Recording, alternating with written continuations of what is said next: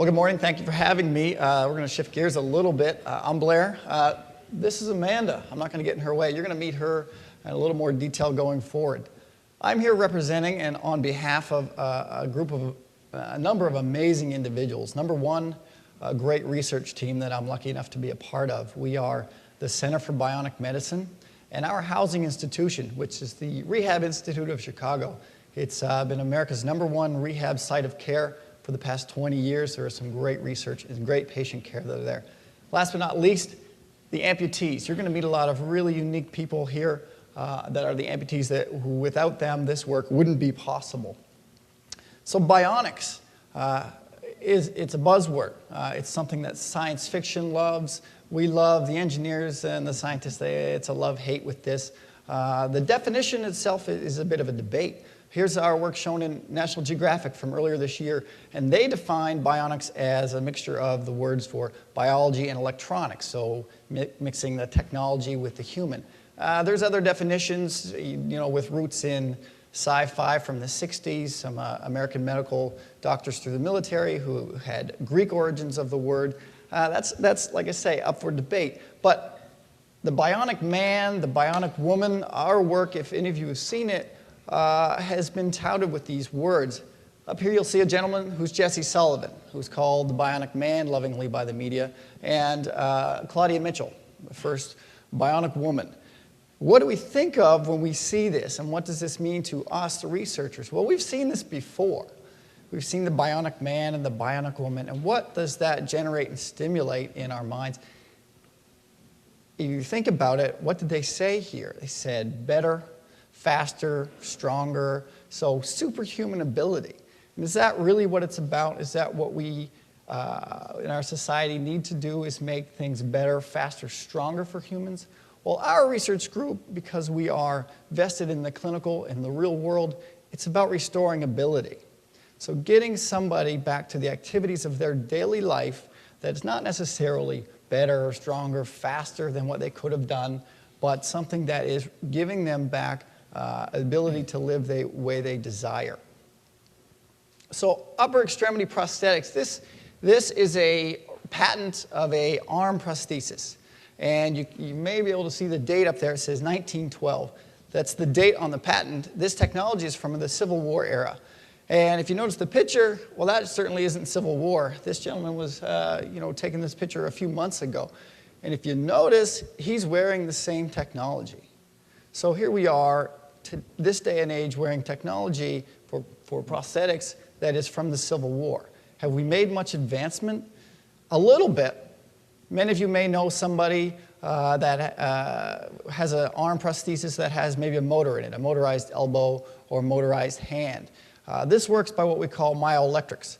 Myoelectric signal, myo meaning muscle, electric. When you contract your muscle, it generates electricity. Basically, a muscle emits electricity that is an amplification of a neural signal that comes down any of your nerves. So with electrode technology, we can record these muscle contraction, these electric signals, and have them control something like a powered hand. That's pretty impressive, but this way this works, it's the amplitude of that signal. This concept was started around the World War II era, and that's today. That's where we are. So we have a lot of people wearing Civil War technology. We have a few people wearing World War II technology. And, really, does that make sense? In this day and age, we have a lot of great technology. If prostheses and the way we help our amputee patients had progressed the way of the television, the way of the personal computer, the way of the car, where would we be? So why is it that we are wearing these old, outdated technologies that really, when we have all this great technology in front of us, and like Genova pointed out, sometimes the technology comes first. In our case, the technology is there, and we're not sure why it's not there. Well, there's a problem. When you're a human, you have a lot of information going around your neural system. The best neuroscientists out there will tell you that we fully don't understand how great and what exactly is going on there. But when you move your arm, let's say, you are moving your arm in space, that motor control, that is from neural pathways. Your brain is sending signals out to your extremities, the way to move to coordinate motion.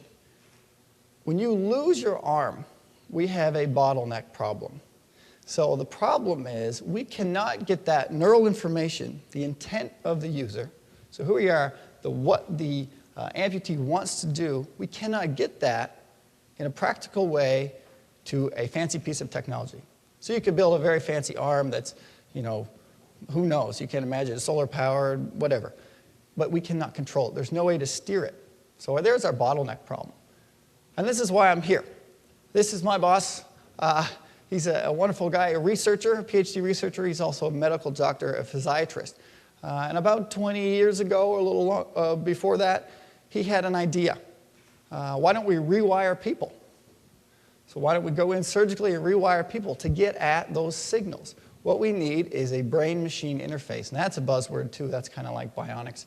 And what does that really mean? So brain-machine interface. So here's what he proposed, and this was his idea. If you're an amputee, there are two things two conditions that really can kind of come together. Number one, those neural signals still exist. So if you want to think about it, these amputees can still think about trying to move that arm that's not there. And out their brain, and the spinal column, those little neural impulses go out the nerves, but they go nowhere. It's like dead-end streets. The little signals go out, and they're kind of truncated, and they just have nowhere to go. So there's nowhere for that information to go. Number two, at the same time, we all have a lot of muscle in our chest, trap, upper lat, that's used for what? It's to move your arm around. If you don't have an arm, what's the muscle doing? Not a lot. It's available. This is what Dr. Kuiken said. This was available. So these two concepts really come together, and he proposed what you could do is marry these two, bring these two ideas together. Because those neural signals exist, and you have sites that are muscle sites that are available. And remember that muscles can act as amplifiers of those tiny electric signals coming down the nerves. So he surgically goes in, moves those nerves back out. So the ones that used to travel down the arm to your biceps, triceps, and further down your arm, moves those and surgically sews them down to pieces of muscle on your chest. You take the bigger muscle, you divide it in smaller pieces, so you sew those down. The nerves grow into those muscles. And what you get is an amplification of that neural signal. And very basically, we use standard technology, electrodes on the skin surface, to record that signal and control a prosthesis, so advanced technology. Now, to put this in perspective for the amputees, what does this mean for them? This is an intuitive method of control. So we all can bend our elbow. When we do that, our brain sends a signal down a nerve that's connected to our bicep, and that bicep contracts. Now, we don't think much about that. We just think about, let's say, bending our elbow. Now, that nerve, instead of being attached to a healthy bicep, we've moved it to a piece of muscle in the chest. The brain doesn't know any different. It's like me calling any one of you at home, and you're talking on a phone. I don't know what room you're in. I may call you back later, and you may have moved to another room. It doesn't matter. I don't know where you are. I'm still talking to you. The brain is still talking to a piece of muscle, sending that outbound information. So you get a muscle contraction on the chest. The amputees think, I want to bend my elbow up. They don't have one. But a piece of muscle contracts in their chest. We record that signal and just coordinate it with the motorized elbow of the prosthesis. Very basic, very simple, and the practical type of thing that you need to give people the way of life back. So I want you to meet Jesse. He's the guy that was the bionic man in some of the first few videos, or the images. He was our first experimental guy. We got permission a number of years ago to try this concept on human subjects. So we went in, we did the surgery. We looked at dividing up his pec muscle in a few places, and we wheeled those nerves back out. We mobilized them, sewed them down, closed them up. It's a day surgery. You go in 3 to 5 months later after the nerves grow into these muscle, voila, you get muscle contractions. You get him thinking about opening and closing his hand, his missing hand. You get him thinking about moving his elbow up and down, his missing elbow, and he gets muscle contractions at those sites which we can use to control a prosthesis.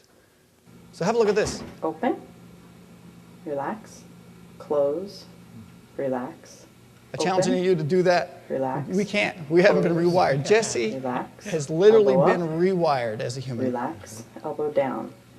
Relax, elbow up. Relax, elbow down. So science fiction, this is great, some people say, This is very simple. Well, that's the point for us. It's simple, it's clinical, it's practical. This is not electrodes in the brain. This is not anything invasive. This is done. It's a day surgery. It's up. And now we can apply the technology. So here's Jesse on the, I guess that's your right, was his prosthesis he had before the surgery. And he was using that for about 2 years. And the way he operated it was very cumbersome. You know, he had to press switches with his, what's left of his shoulder inside a socket and move around. He can't do it. On the other side is him using a prosthesis less than 2 months. This is after his surgery. And he's doing this. He's just thinking about opening and closing that hand, moving that elbow, moving the wrist. And he's 2 to 3 times faster in this video. And this is years ago. We like to show this because this was the very first. And since then, you know, the advancements have come a long way, and he's even much more faster than that. And it just, he can talk to you when he's doing it. He can walk and chew gum here doing this. So what's that mean for Jesse? Here he is, you know, pretty happy guy for having lost both arms at the shoulder. You're pretty dependent when you're like that. He says, you know what, doc, thanks a lot. I don't have to think about what I'm doing so much. You know, I just do it. And that's really what gives us hope and what really drives it home for our patients and our work. So we got thinking of taking this a little further early on. What's in there? You know, we move the 4 major nerves that travel down the arm, and they do a lot more than move your elbow up and down and open and close your hand. They do all this. They do all your wrist motion. So all that's in there.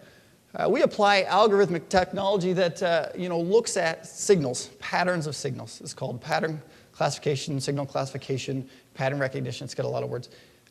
You know, you can look at what's in there. So we looked at all the motions of the arm, some 26, 27, and it can classify in real time all of those motions with, you know, high 90% accuracy. We do it practically, so we put on electrodes. And here Jesse is wearing a prototype arm. It was a collaboration with some military work that we do. And he's just thinking about all this stuff. You can see he's playing with one of our therapists here, just picking stuff up, exploring his space. It's very simple for him. This arm happens to have 7 or 8 motors, 2 different hand grasp patterns. He can select how he wants to do that. And again, he's just thinking about this. Those neural signals, since we've rewired Jesse, are coming through in a very practical manner. So we have an intuitive, practical brain-machine interface for an advanced prosthesis. So here we are, starting to apply the technology. People got very excited as we broke open that bottleneck, because then the technology could be applied. We've been working with just wonderful engineering departments all around the country, all around the world, to develop the next generation of prosthetic limbs. So Jesse wasn't the only one, of course. I like to point out Amanda. This is another shot from National Geographic. Her amputation is a little bit different. You'll notice she's missing her arm, what we call transhumorally. So the surgery, the technique is the same. The application is a little bit different. We still make use of the muscle sites that are available and the nerves that we need to get the information back from. So for Amanda's case, there's some bicep remaining and there's some tricep remaining. We leave half of that intact. So a small piece that still does elbow signal and a small piece that still does elbow down signal. And we take some nerves that were going further down the arm and we make those we put those to a piece of borrowed bicep and a piece of borrowed tricep. Amanda, here's another prototype arm that she's playing with. This one happens to have all different hand grasps. It can make any hand movement that we can. And this was the first day she was exploring with that. You know, she spent all day just playing with things. These amputees love this stuff, and they always want to take it home. And we're not quite at the point where we can let them take it home yet. But what can be taken home? So we don't just do 2 or 3 people. We've really wanted this technology to bridge basic science and clinical reality. So we've been working with folks all around the world to get this out there. We don't propose that we're going to do all the surgeries. We really want to educate other institutions, other surgeons, other people that work with amputees to do this for themselves. It's simple. It can be done. You can apply existing technology. We see a gentleman up in the corner. He's in Canada.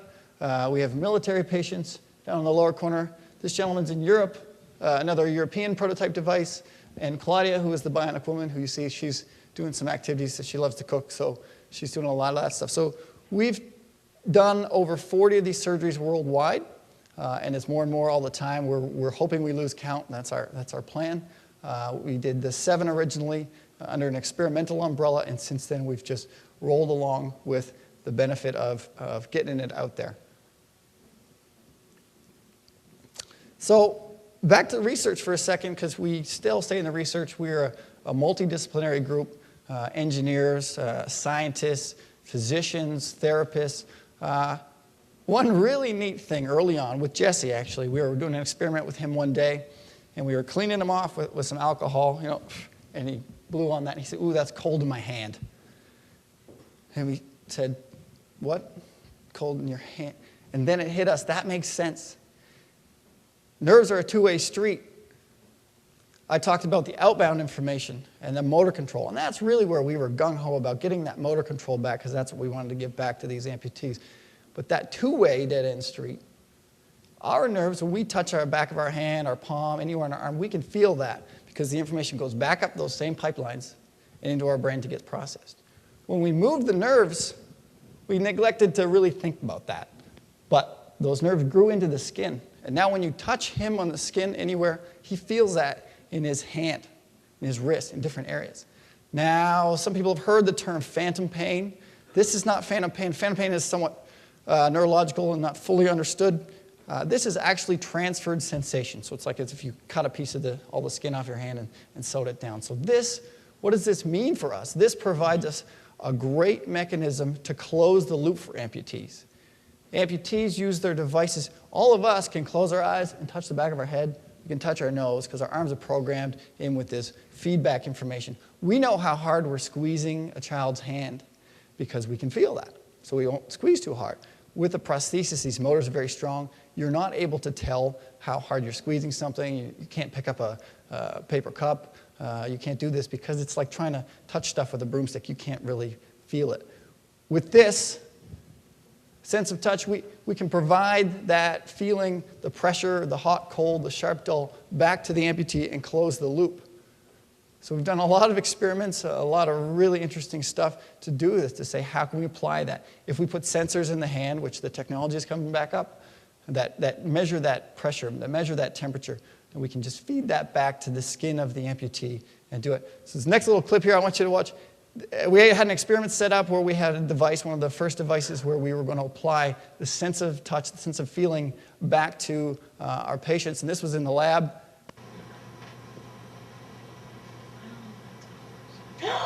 Ooh!